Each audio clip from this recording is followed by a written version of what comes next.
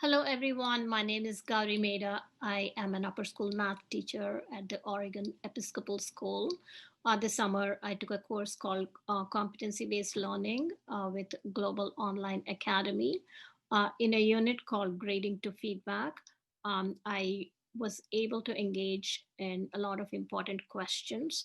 Um, what role do grades play in my class? What role does feedback play in my class? And so on. And now I would like to go over an assignment.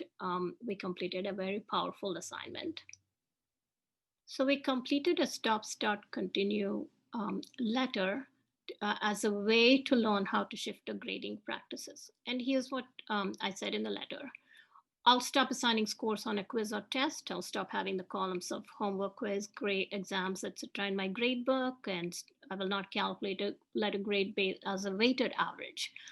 It's been a good change because when I did do these things in the past, what it led to was students saying things such as, I'm a bad test taker, I know all the stuff, or I studied so hard, and how come it didn't show up on the grade? And I complete all my homework. How come you don't give too many points for homework? And what do I need to do to get an A? There was never a meaningful discussion on the learning outcomes, um, learning to value what the student has learned, what are the next steps for the student. So now that I do not do these things, here's what I said I would start doing, and I am in fact doing many of these things, linking every learning activity and experience to learning outcomes. So every lesson that I give at the beginning lists some learning outcomes. At the end of the lesson, um, the students do a small self-evaluation exercise to see if they learned what the lesson intended to do. And I also make sure everything I say in the lesson is directly linked to um, the learning outcomes. Also, an individual and transparent goal setting system, students really get it that learning is a process that's never done.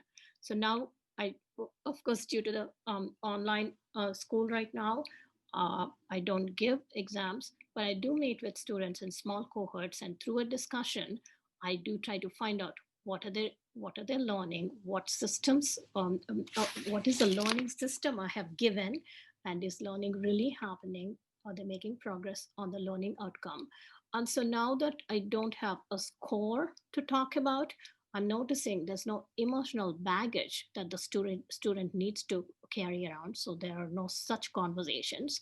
Instead, the conversations between us are really looking to see what resources and systems have I given, in my case, videos and my lessons, and is that system causing learning? Otherwise, either I tweak the system or I help the students tweak their learning strategies. So I'm really helping my students learn how to learn.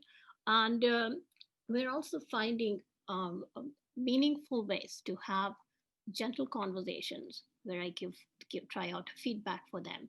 And I'm teaching them how to take that feedback and how to apply it.